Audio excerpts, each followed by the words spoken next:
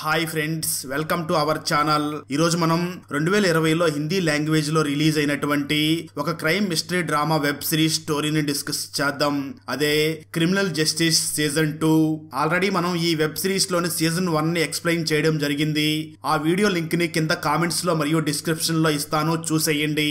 Now let's start our video.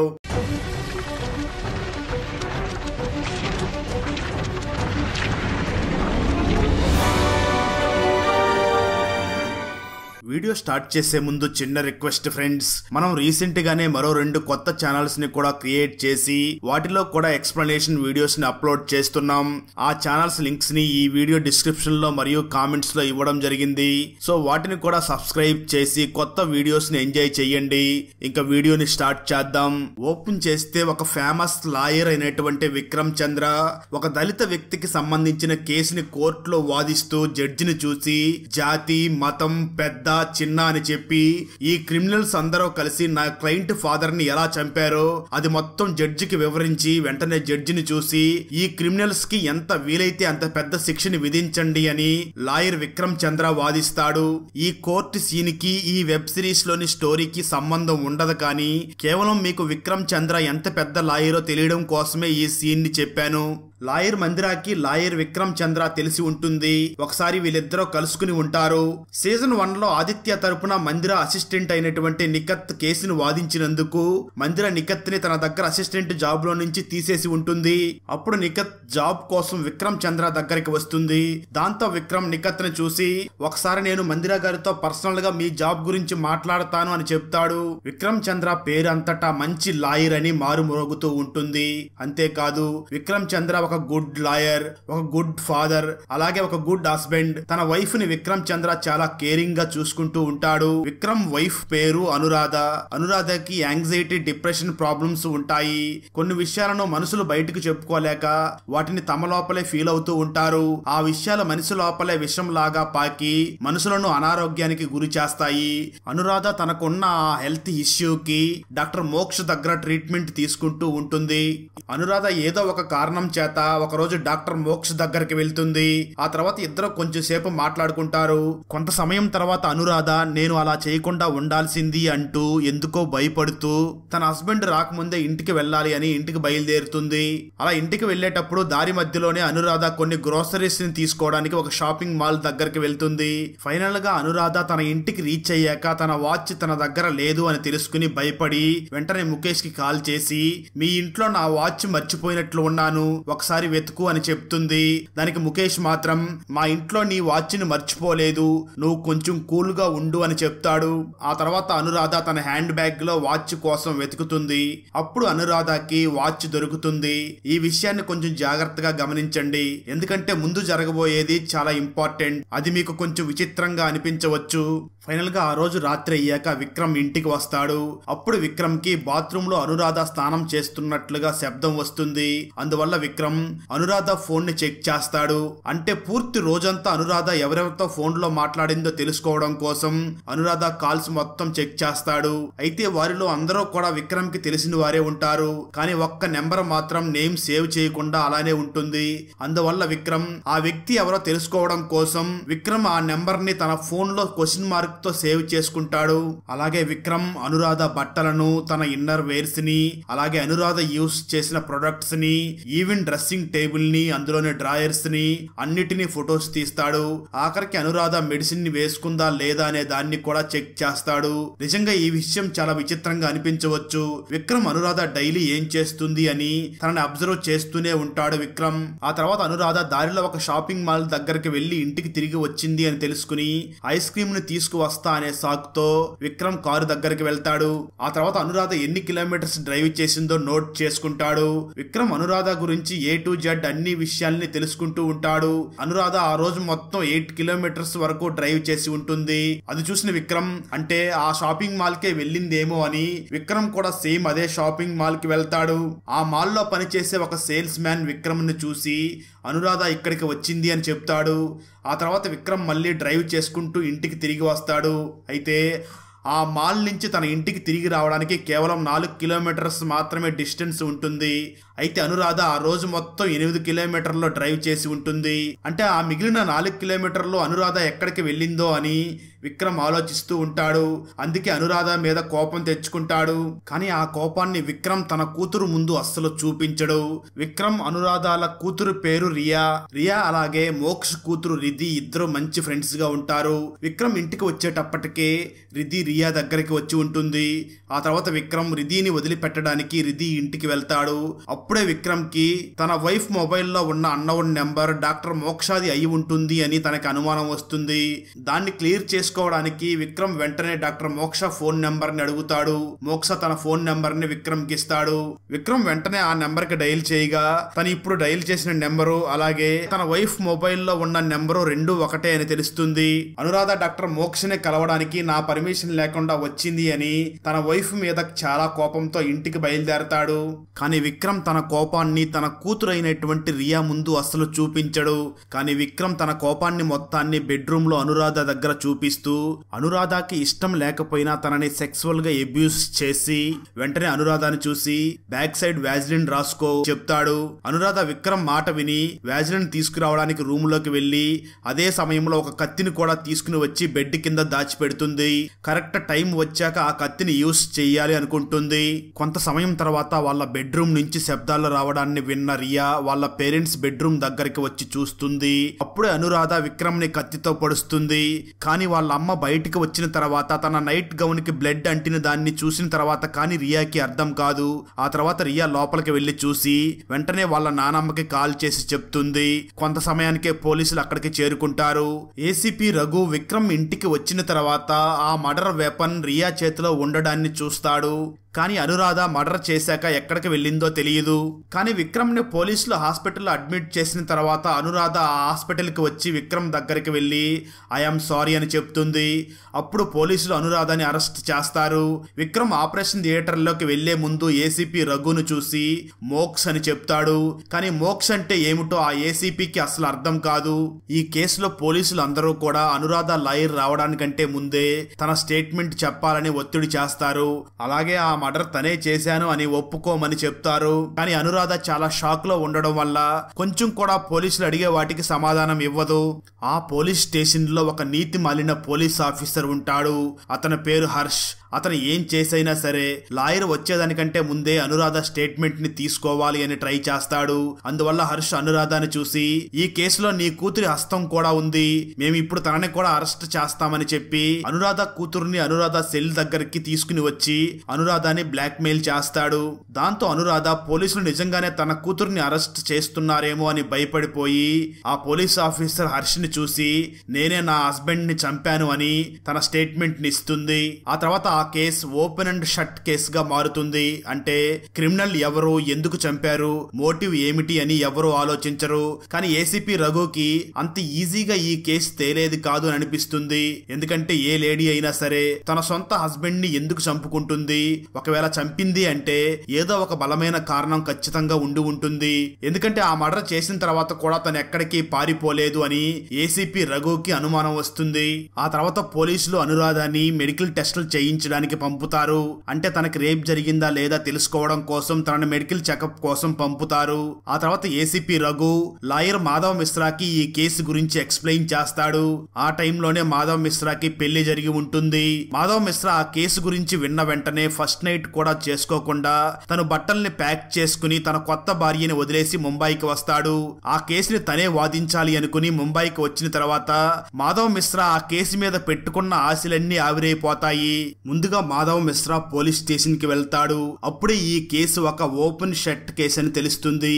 ఇంకొక విషయం ఏమిటి అంటే అనురాధ చంపిన తన హస్బెండే ఒక పెద్ద ఫేమస్ లాయర్. కాబట్టి ఆ లాయర్ కి అగైనెస్ట్ గా కేసుని మాధవ్ వాదించడం అంటే లాయర్స్ అందరితో ఒక యుద్ధం చేయడమే. కానీ ఈ కేసుని 2 యాంగిల్స్ ద్వారా మాధవ్ మిశ్రా వాదించడానికి అవకాశం ఉంటుంది.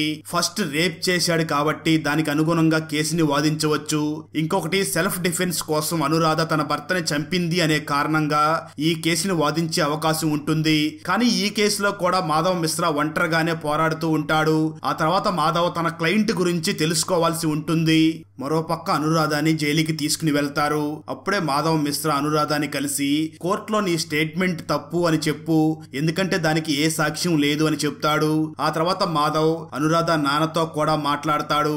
ఆ తర్వాత అనురాధ ఇంటికి వచ్చి అనురాధ డ్రైవర్ ని, ఇంట్లో పనిచేసే పని మనిషిని, అలాగే డాక్టర్ మోక్ష్ ని అందరినీ కలుస్తాడు.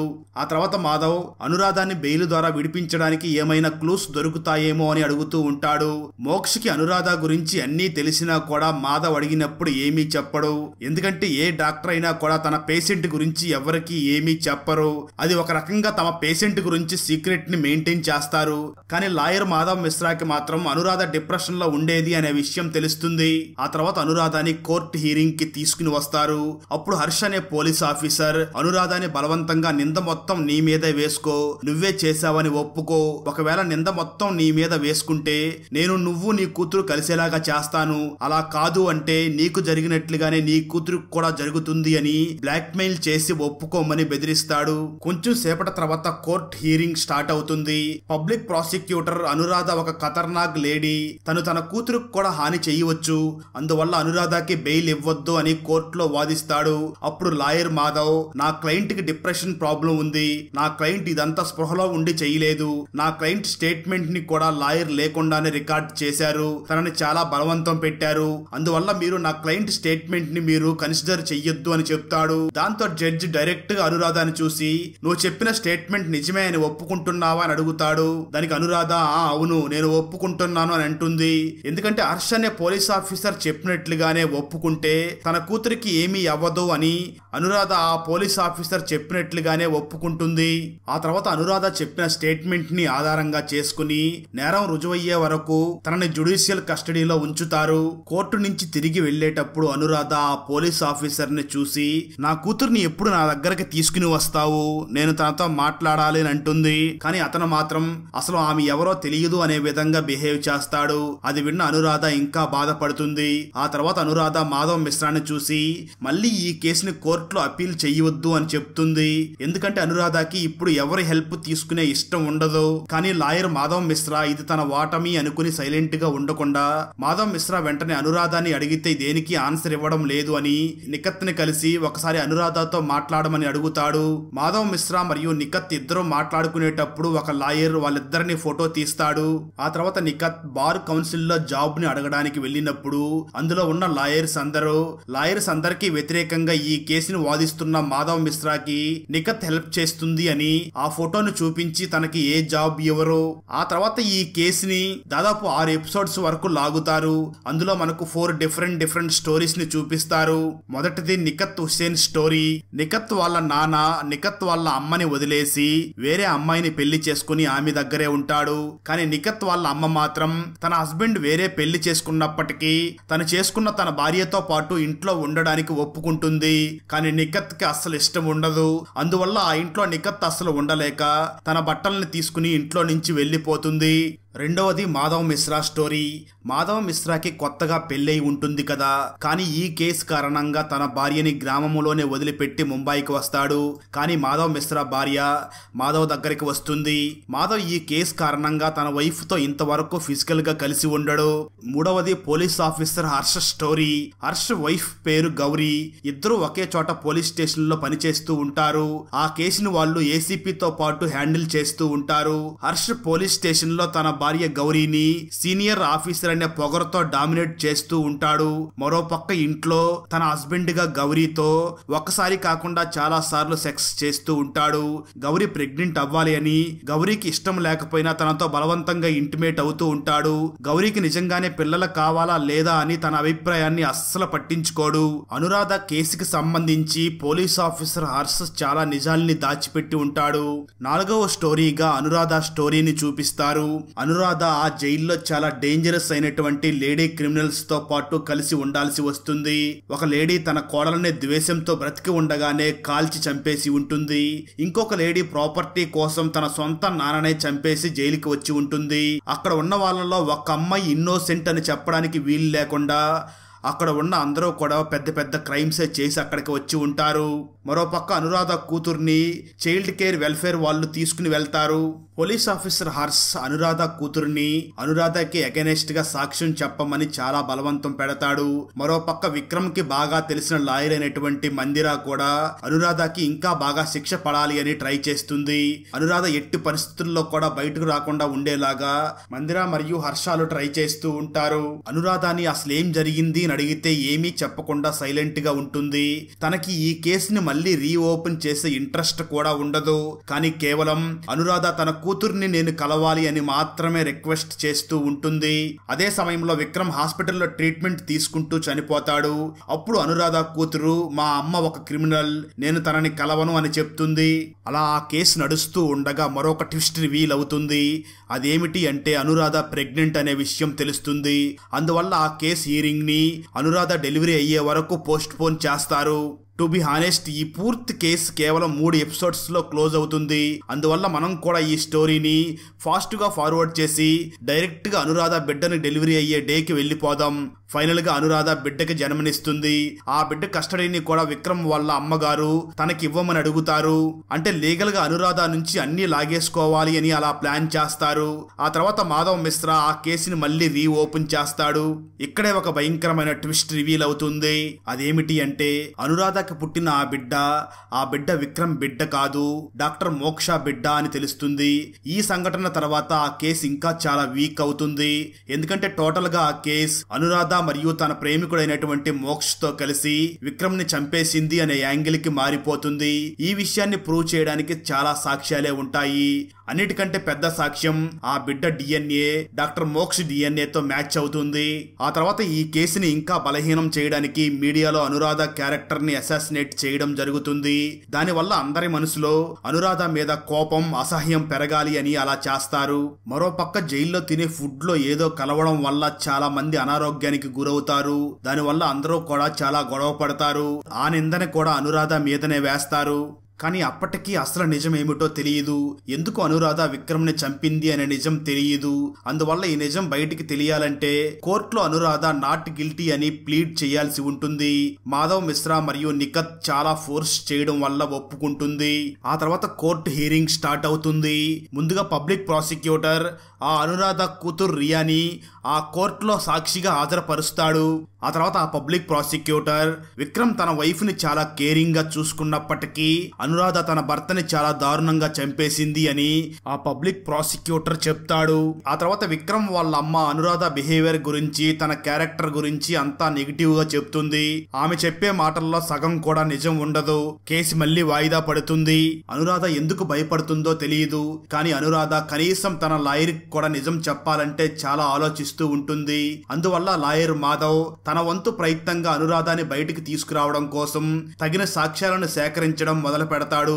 అందులో మొదటిది ఒక ఫోటో. ఆ ఫోటోలో విక్రమ్ ఒక డ్రగ్ డీలర్ నుంచి ఏదో కొంటూ ఉంటాడు. మరొకది విక్రమ్ తన ఇంట్లో అనురాధ థింగ్స్ అన్నిటిని ఫొటోస్ తీసి ఉంటాడు. దానివల్లే మాధవ్ మరియు నిఖత్లకి విక్రమ్ ఎంత పొసెసివో తెలుస్తుంది. దానితో పాటు లాయర్ మాధవ్ కి విక్రమ్ ఎప్పుడు అనురాధ ఫాదర్ ని కలిసి అనురాధ మిమ్మల్ని కలవాలి అనుకోవడం లేదు, మిమ్మల్ని అసలు ఇష్టపడడం లేదు అని అనురాధ ఫాదర్ కి అబద్ధం చెప్తూ ఉంటాడు. సేమ్ అలాగే నిన్ను కలవడానికి మీ నాన్న ఇష్టపడడం లేదు అని అనురాధ కూడా అబద్ధం చెప్పి ఉంటాడు. ఈ విషయాలన్నీ తెలుసుకున్న లాయర్ మాధవ్ మిశ్రా కోర్టులో విక్రమ్ వాళ్ళ అమ్మను చూసి అనురాధ డిప్రెషన్ లో ఉంది, హెల్త్ ఇష్యూతో బాధపడుతుంది, కానీ ఎందుకు ఎవరిని కలవడానికి అసలు వెళ్ళలేదు అని అడుగుతాడు.